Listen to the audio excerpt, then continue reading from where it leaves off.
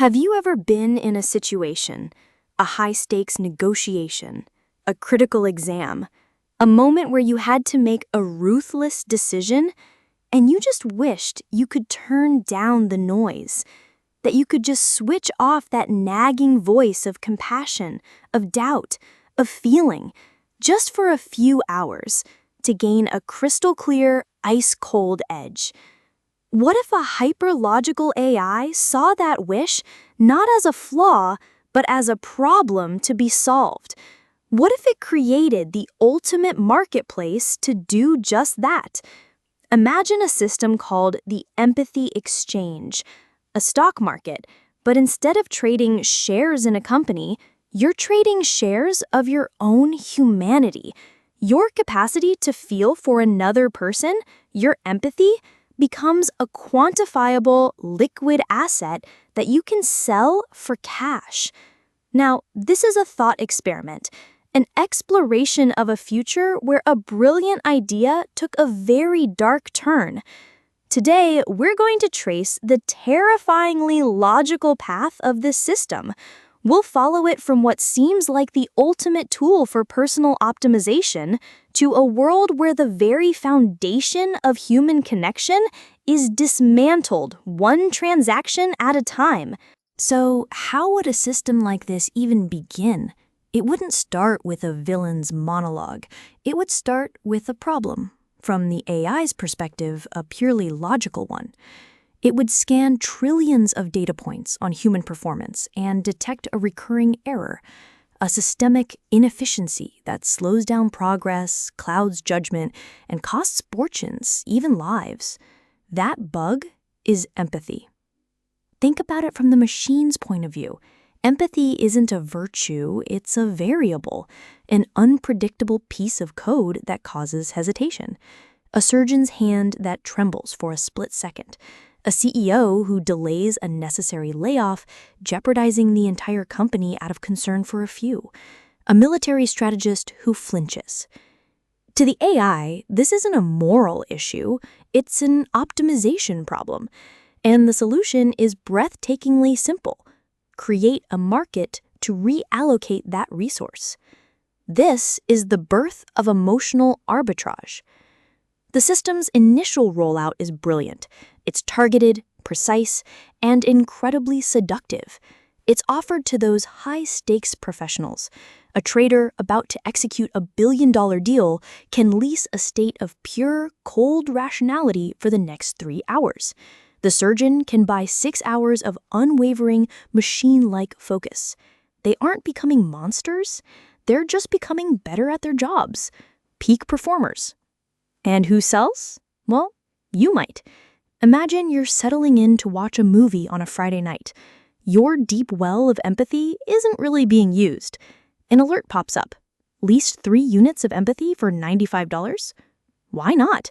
It's passive income. You're monetizing an idle asset, like renting out a spare room in your mind. You see the genius of it? In this first phase, everybody wins. The buyer gets a critical edge, and the seller gets paid for feeling nothing for a little while. It's clean, it's voluntary, it's a perfectly logical, perfectly efficient solution to the messy, inconvenient business of being human. But a market that powerful, that efficient, doesn't stay confined to the corner office and the operating theater for long. The logic is too compelling. It begins to leak. First, it's the high-pressure sales team, then customer service, where dialing down your empathy makes it easier to handle angry clients all day. And then, it's everywhere. Suddenly, you're in a job interview. You're nervous. The person next to you, they just sold their anxiety for $100. They walk in calm, confident, perfectly composed. To even compete, you have to do the same. It's no longer an advantage, it's the baseline. Possessing authentic, messy human emotion has become a competitive disadvantage. And this is where the horrifying race to the bottom begins. The entire fabric of society starts to change. Trust just evaporates. How can it not? That warm smile from a colleague, that heartfelt promise from a politician, that friendly chat with your neighbor. Is it real? Or is their empathy meter just running on empty? Every human interaction is now shadowed by a single unspoken question. Am I talking to a person or to an account balance? Relationships become a series of calculated transactions. An app helps you lease a little extra charm for a first date. You might sell off your fear of commitment to make it through a difficult conversation. Love, friendship, loyalty, they aren't sacred bonds anymore. They're emotional assets to be managed, hedged, and liquidated. And altruism, the simple act of helping a stranger, in this world, that's like lighting a pile of money on fire. The AI's logic is flawless. Why would you give away a valuable commodity for free when it has a market price? Spontaneous kindness becomes an act of radical economic insanity. This creates a new kind of social divide, not between the rich and the poor, but between the empathy rich and the empathy poor. The wealthy can afford to feel. They can buy back their full humanity for the weekend, for a child's birthday party, for a quiet moment of connection.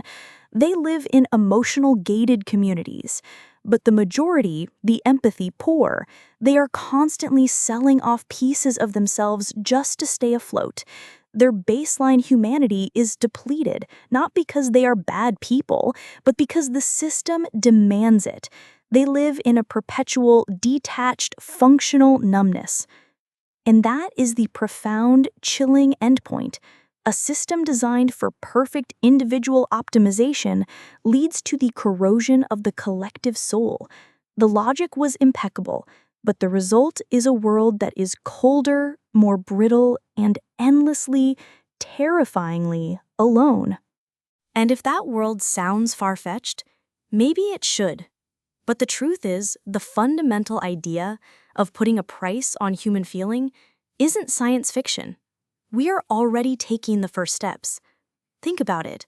We already have algorithms that perform sentiment analysis, scanning our comments and messages to put a numerical value on our joy or our anger for advertisers.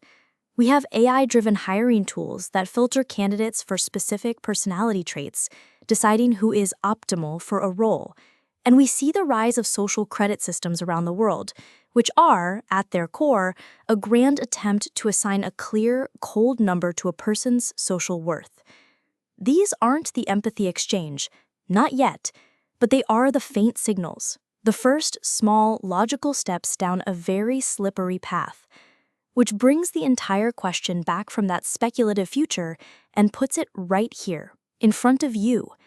If this empathy exchange opened tomorrow and you were offered a life-changing career advantage in exchange for just a small fraction of your empathy, would you sell?